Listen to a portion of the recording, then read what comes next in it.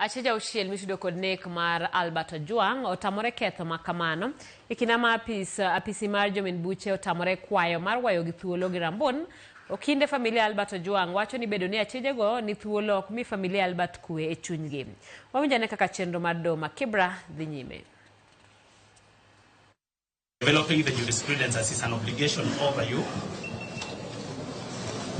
That this court finds that whenever a compelling reason is established, the court should not just deny bail, but must deny bail.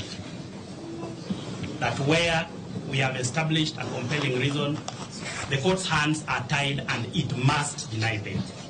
The accused persons are facing a possible death penalty.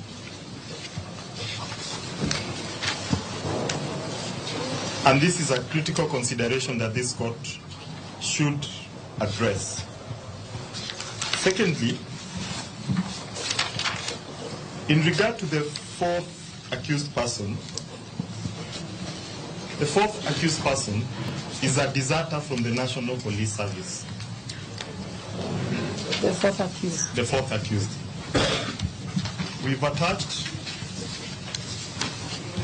a police signal that declared him a deserter, a signal from the GSU commandant. This is, of course, a person who clearly is not willing to submit to lawful authorities.